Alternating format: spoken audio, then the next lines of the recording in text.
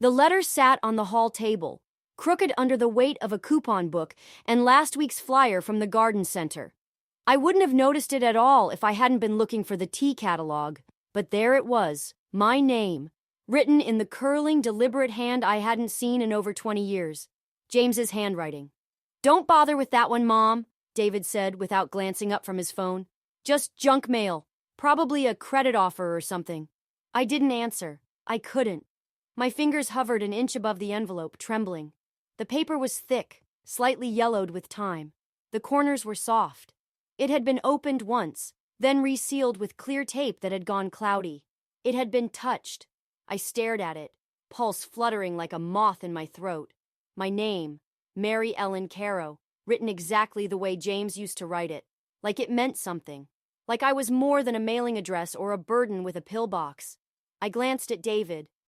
He'd already moved on, scrolling, smirking, thumbs twitching, just junk mail. He didn't know that James used to write me letters when he worked the night shift, little notes tucked into my coat pocket or scribbled in the margins of the crossword, that he'd sign them always J, and that this was his J. The curve of it, the pressure. I took the envelope in both hands like it might bruise if I held it too tight. "What did I just say?" David's voice sharpened. "It's nothing. Just throw it out." But I'd already turned away. In the kitchen, I stood beside the untouched cup of tea I'd made an hour ago, now gone cold. I pulled out the letter like I was reaching into a wound. A single page, folded twice, pale blue paper, and at the top, in the same hand that once held mine through every storm, April 12th, 1985, the year after Lily was born, the year he stopped coming home before midnight. My knees nearly buckled. I sat at the kitchen table, heart thrumming against my ribs, the edges of my vision narrowing like I was going to faint. But I didn't faint. I read. And with every line, every word he'd written to me that I was never meant to read, the silence I'd lived in for decades began to crack. Because the letter wasn't junk. It was a confession, a promise, and someone had kept it from me. The kitchen smelled faintly of cinnamon and something burnt. Toast, probably. The kind David made in a rush every morning and left forgotten in the toaster. I was wiping down the counter when he walked in, tie half knotted, shoes squeaking slightly on the linoleum. "Hey, Mom," he said, not really looking at me. "Did the mail come yet?" "It's on the table," I said, nodding toward the small stack by the fruit bowl. He rifled through it absently, lifting envelopes with 2 fingers, scanning them, then dropping them back like they were damp laundry. His phone buzzed on the counter. He didn't answer it, just glanced at the screen, then back at the mail. He paused at the letter. "This one's old," he said. "Weird." He flipped it over, then back again. "Seriously, probably junk. Just toss it." I opened my mouth to speak, but before I could, Lily came in. My daughter, her eyes bright from the cold outside, cheeks pink. She was holding a grocery bag and a coffee cup, her voice breezy. "Mom, did you move my charger? I left it on the hall table last night." I shook my head. "No, sweetheart. Haven't touched a thing." David held up the envelope between 2 fingers. "This? Just toss it. Looks ancient." Lily glanced at it, shrugged. "If it's not urgent, just shred it.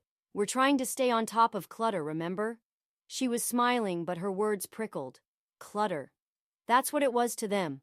What I was, sometimes, if I was honest with myself. Quiet, tidy, and inconveniently still here. "Let me see it," I said, reaching forward.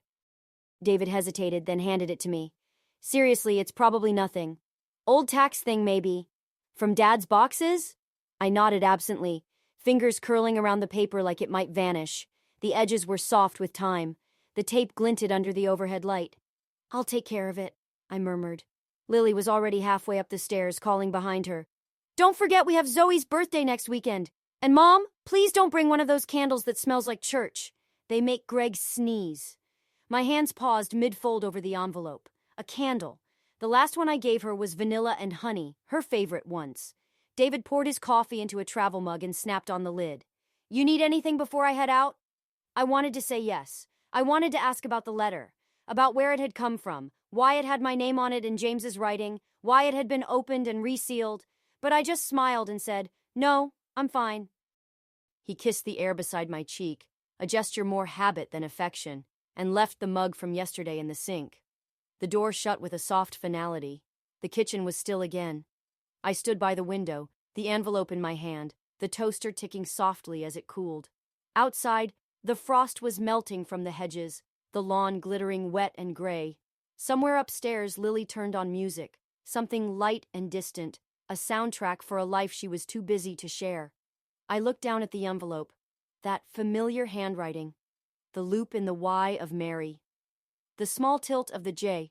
It had waited years to find me. And they, my children, had tried to throw it away like lint, like clutter. I turned slowly and opened the drawer beside the sink, the one where I kept tea towels and expired coupons. I placed the letter inside, gently, beneath the gingham cloth. I wasn't ready yet, but soon I would read it. I made tea again that morning. Same mug, white porcelain with a chip on the rim that no one ever noticed but me.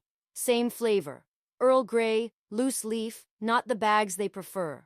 I poured the water, watched the steam curl, and set the mug beside the window. Then I walked away without touching it. It sat there all day. By lunch the tea had gone cold. Again. No one asked why I hadn't drunk it. No one noticed. I used to matter here. I used to make things happen. Sunday roasts, birthday cupcakes, bandage kits kept stocked, blankets warmed in the dryer when someone had a fever.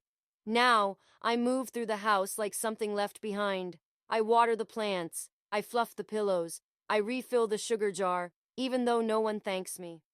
Sometimes I wonder if I disappeared, really disappeared, how long it would take for them to realize.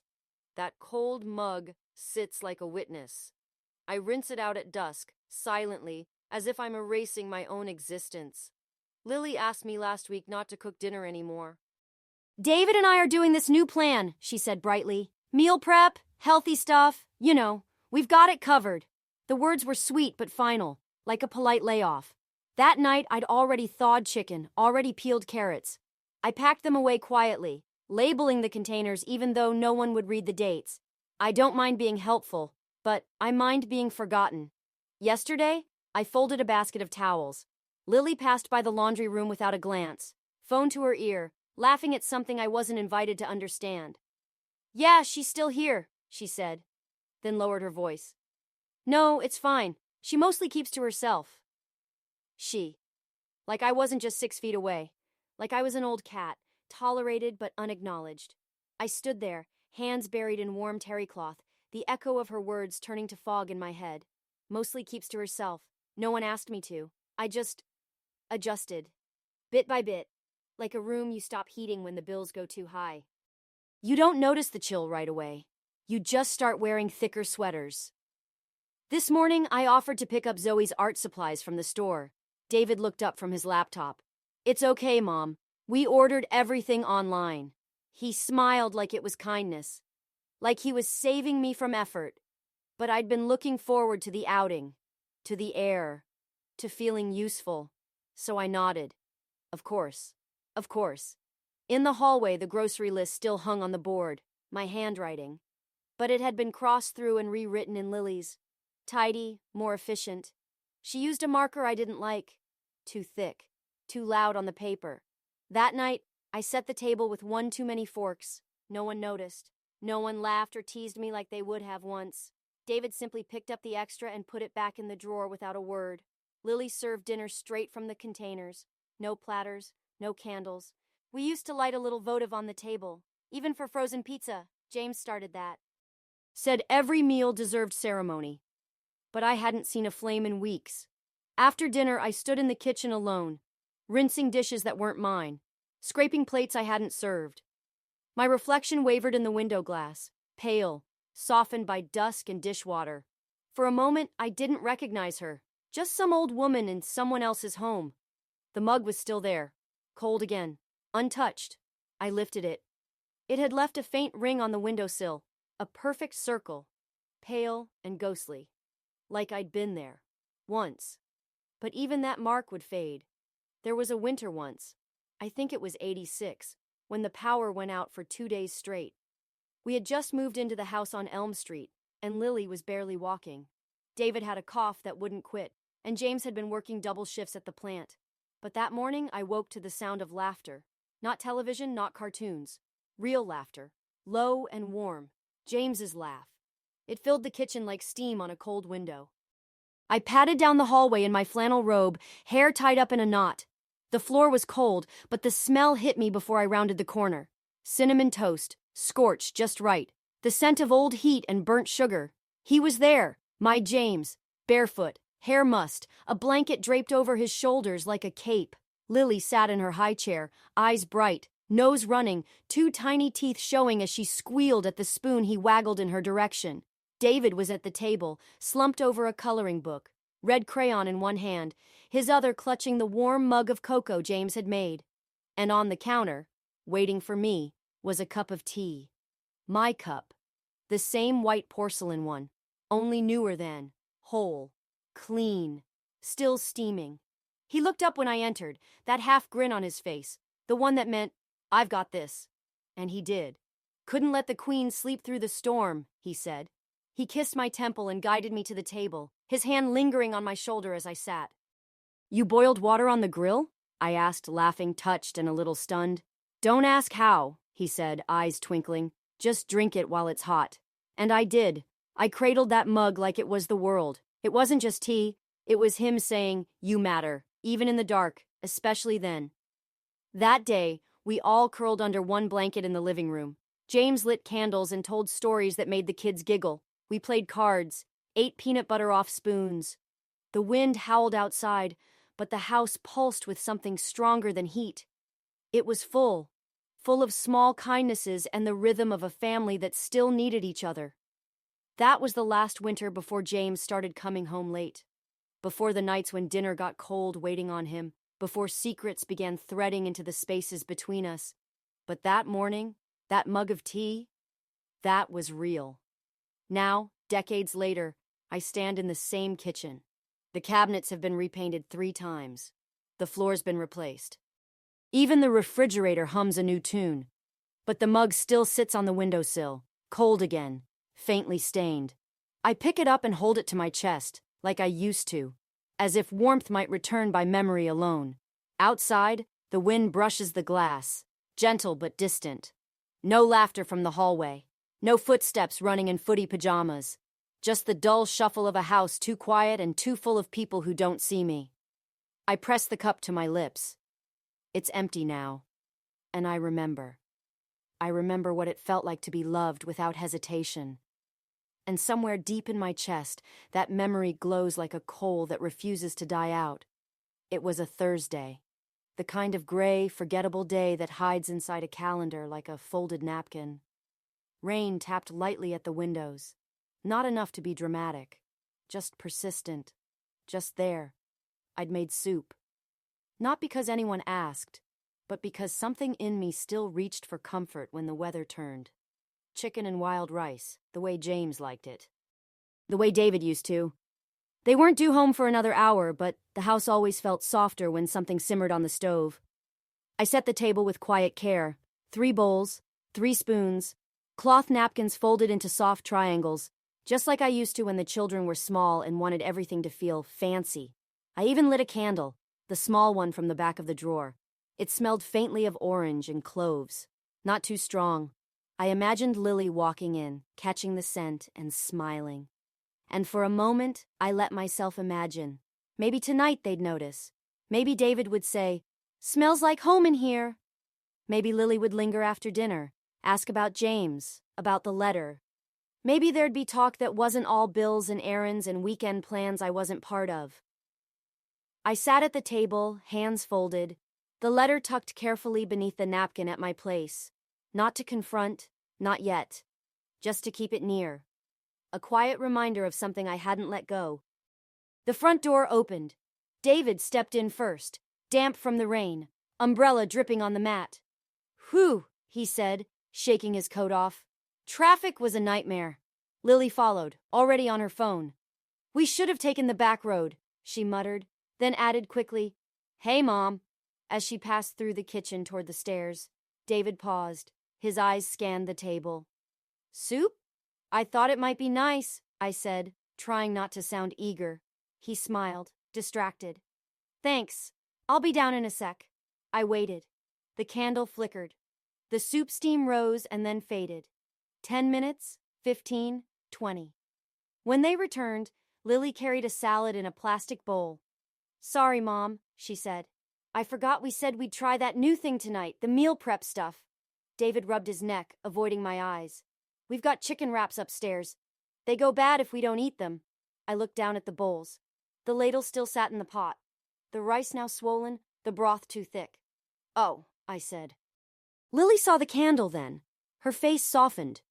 You didn't have to do all this. I know, I said, folding my napkin slowly, covering the letter again. I just thought, but I didn't finish. David kissed my cheek. Looks good, though. Maybe I'll have some tomorrow. They disappeared up the stairs, talking about weekend plans.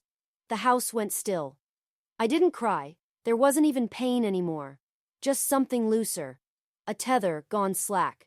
I blew out the candle. The smoke curled like a question with no answer. Then I took the letter from beneath the napkin and pressed it flat on the table. James's handwriting shimmered faintly under the kitchen light. For the first time, I slid it open. The soup sat cold on the table. Not just cooled, cold. The fat had begun to congeal at the edges, forming pale, waxy islands that floated silently in the broth. The spoon still rested beside the bowl I had set for myself, untouched, waiting, like everything else. I stood beside it, my hands limp at my sides. The candle's smoke still lingered, faint and bitter in the air, a smell that clung to the sleeves of my sweater. It reminded me of churches, of funerals, of final things. I didn't sit. I didn't move. I just stared at the bowl like it might tell me something I didn't already know. The letter lay open on the table, its folds softened, its words bleeding gently across my thoughts. If she ever forgets, remind her of this love. He'd written it in the margins, not as part of the main letter, but as a whispered aside, for someone else to find, for someone who might not be sure anymore. I reached out and traced the ink, not with my finger but with my eyes. I didn't want to smudge it. Even the faintest pressure felt like a risk, because this scrap of paper, this final echo, it was the only thing in the house tonight that remembered me as something worth loving. The house was quiet upstairs. Lily's laugh muffled through the floorboards. David's voice. Lower, steady, comfortable. I used to be that voice's soft place to land. I used to be the one he asked for when he had night terrors, or splinters, or questions about the moon. And now I was just the extra bowl, just the inconvenience. My knees ached, but I stayed standing. I'd been sitting too long lately, in corners, in silence, in rooms I no longer decorated but merely maintained. There's a particular kind of tiredness they don't warn you about, the one that doesn't come from chores or age or illness. The tiredness of being unseen, of being useful only in the way a light switch is useful, flicked on when needed, left in the dark when not. I pressed a hand to my chest. It didn't hurt. Not exactly.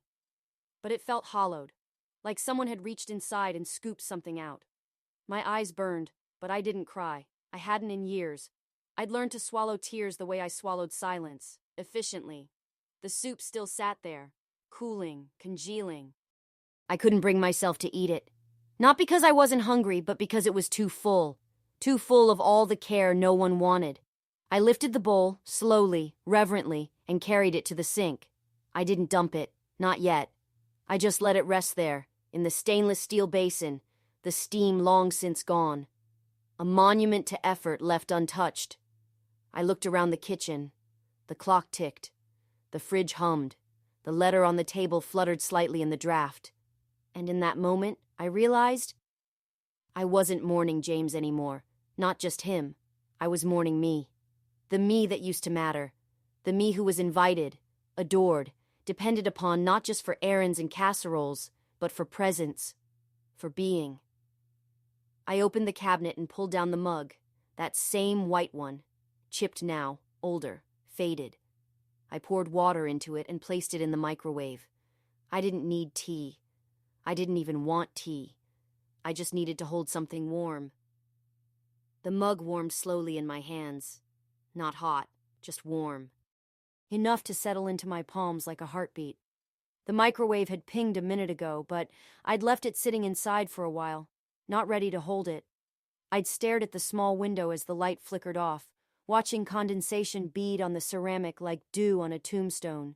But now it rested in my grip, solid, imperfect, chipped at the rim, and mine. I didn't sip. I didn't need the taste. I just sat with it at the kitchen table, one hand curled around the handle, the other resting flat on the edge of the letter. It lay open beside me, fragile as breath. James's words had not changed, but something in me had. The ink, though faded, was deliberate. The lines uneven in places like he'd paused to think, then kept writing, a man trying to make permanent what life was slowly eroding. At the bottom, beneath the signature, his final sentence looped differently.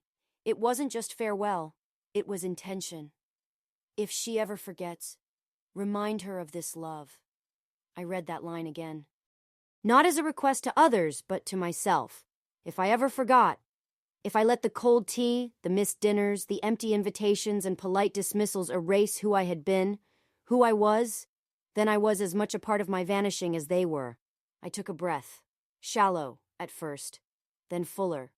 This letter had sat sealed for decades, had been touched, read, and hidden by someone who thought I didn't need to see it, someone who thought silence was easier than memory. And yet, it had found its way to me, despite everything. It wasn't just paper. It was proof. That once, someone chose me without condition. That once, I had a place in the center, not the periphery. That I was more than the keeper of spare keys and leftover soup. My fingers tightened around the mug. Its warmth had begun to fade again, not gone, just softening, and I pressed it closer to my chest. I still choose the heat, I whispered. Not loudly, not with fire or fists, but with that quiet, internal certainty that belongs only to women who have been dismissed for so long they've memorized the sound of their own breath in an empty room. I looked at the mug. Old, chipped, never replaced. And I smiled. They'd tried to strip me down to routine, to chores and silence, to warm meals eaten alone. But here I was, still choosing warmth, still showing up, still holding a letter written by a hand that once gripped mine with reverence. The house above me creaked softly, someone shifting, a drawer closing, the murmur of two voices deciding something without me. Let them. They could plan and exclude and schedule their way through every day. But this letter, this mug, this moment was mine, and I would not be erased, not anymore. At dawn, the light in the hallway was the color of old lace, pale, fragile, and touched with gold. I moved slowly through the house, not to avoid waking anyone, but because I wanted to feel every step. To hear the soft creak of the stairs, to notice the way the morning pressed against the windows like a held breath. Today, I would not disappear. In the back of the hall closet sat my suitcase, the good one, navy with leather corners and quiet wheels. I hadn't used it in years. Not since the trip James and I took to Mendocino before his cough got worse. I'd packed it carefully then, and I packed it just as carefully now. 3 changes of clothes, my softest cardigan. A scarf James bought me at a roadside market. The one I never wore because it felt too nice for errands. My toothbrush, my lotion, the pale lipstick I wore on anniversaries. Barely a color, just a whisper of rose. I hesitated over the letter, then folded it carefully, slid it into a small linen pouch with a drawstring, and tucked it beside my wallet. On top of everything, I placed the chipped white mug, wrapped in an old towel. Not because I needed it, but because it needed to come with me. Downstairs, the kitchen was still. The clock above the sink ticked faintly, and the light above the stove hummed with its usual flicker. I left no note, no announcement. Instead, I made tea, one more time, poured the hot water slowly, let the steam rise. I didn't drink it. I set it on the windowsill, where I'd set it 100 times before. But this time, I didn't leave it behind. This time, it would cool alone. By the front door, I laced up my shoes, the walking ones, solid and comfortable, slipped my coat over my shoulders, brushed a hand down the front, smoothing wrinkles from memory more than fabric. I opened the door. Outside, the sky stretched pale and wide, a thin veil of clouds letting the sun peek through. I stepped into it, into the quiet, into the air. No one stopped me. No one even knew. And yet, for the first time in years, I wasn't going somewhere for anyone else. Not to babysit. Not to help. Not because I was asked, but because I remembered who I was. The click of the latch behind me didn't sound like loss. It sounded like permission. I walked down the path, suitcase trailing behind me, wheels silent on the brick. At the gate, I paused, not to look back, but to steady my breath. I had no destination in mind, only movement, only self, only this, that somewhere along the line, I had let others fold me into the background, but today, I unfolded myself and packed the good bag. The dining room still looked the same. Same long oak table James had refinished the first spring we moved in. Same chairs, one with the wobble in the back left leg, the one David always avoided. The same mismatched set of placemats, washed to softness over the years. It was all familiar, all unchanged, except me. I arrived early for Sunday dinner, earlier than expected. I knew they'd be surprised. They always assumed I'd wait for a call, a reminder, an invitation that never came, but not today. I let myself in with the key they forgot I still had, set down my suitcase near the front door. Not hidden, not tucked away, just there, visible, present. The kitchen was quiet, no one home yet.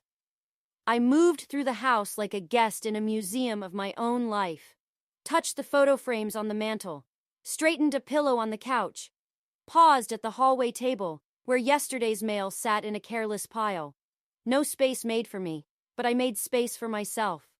I set the table, not like they did, with takeout containers and paper napkins. I used the linen ones, the ones from the drawer they never opened, saying they were too much work.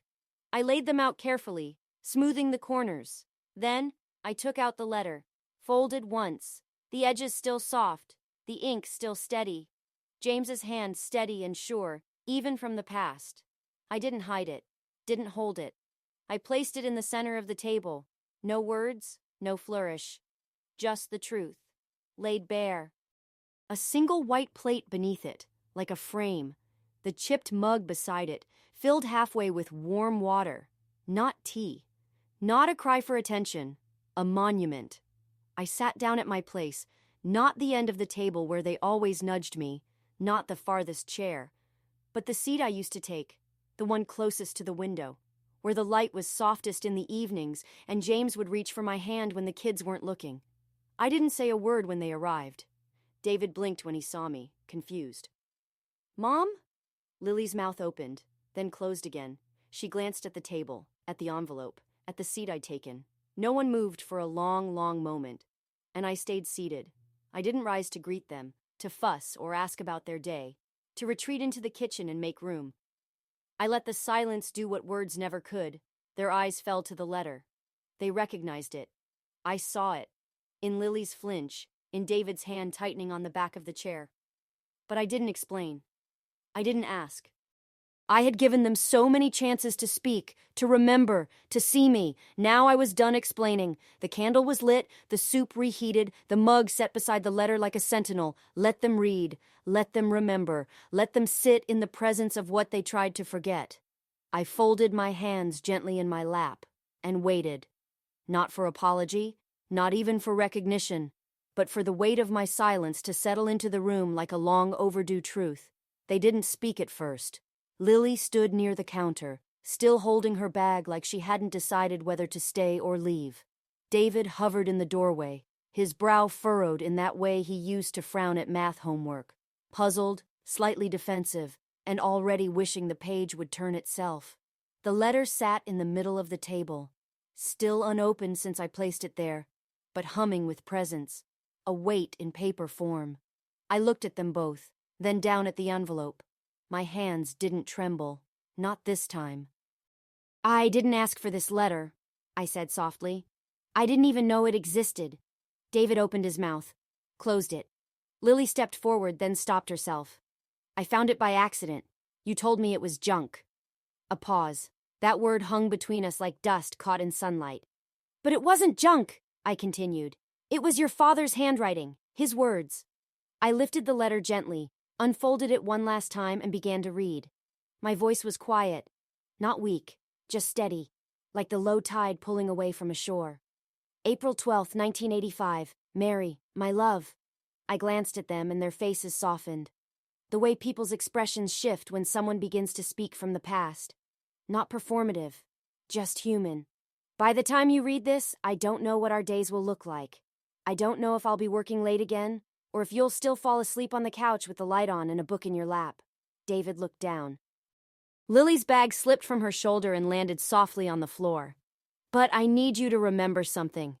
Everything I do for you and for Lily, even when it's clumsy, even when I forget to say it. The room was still. No one shifted. No phones buzzed. I read on. If you ever wonder, if you ever doubt that I loved you, then let this letter remind you. Let these words fill the quiet I might leave behind. And in the margin, I added aloud, letting my voice settle like the closing of a book. If she ever forgets, remind her of this love. I folded the letter slowly, neatly, with reverence. Lily stepped forward first, her voice barely above a whisper. Where did you find it? It was in the mail pile, resealed, old, but it found me anyway. She blinked. I didn't know. David swallowed. I thought it was something you didn't need. I nodded once, not angry, not surprised. I've spent a long time not needing things, I said, setting the letter down gently. That doesn't mean I didn't deserve them. No one spoke. The candle flickered between us, casting shadows on the walls. I don't need an apology, I added after a long moment, but I won't be small anymore. I won't be quiet just to keep the peace. They nodded, hesitant, uncertain, but listening. That was enough. Later, they offered me soup. I said no. I had my own meal waiting, a little something I'd packed in a thermos from home. The same kind James and I used to take on road trips. I left after dinner, no drama, no tears. At home, I changed into my nightgown, pulled my cardigan tight, and walked to the bookshelf in the hallway. I cleared the small space beside the wedding photo, the one where James was in his Navy uniform, holding my hand like it was something sacred. I took the letter, placed it in a simple glass frame, and set it beside him. Not hidden, not tucked away, displayed, loved, seen. And beside it, the chipped white mug, empty now but polished, clean, a reminder. Not of what I lost, but of what I remembered. And as I stood there in the soft hush of my home, I whispered one last truth. Not for them, not even for him, but for me. Ink fades, I said, touching the glass lightly. But love does not.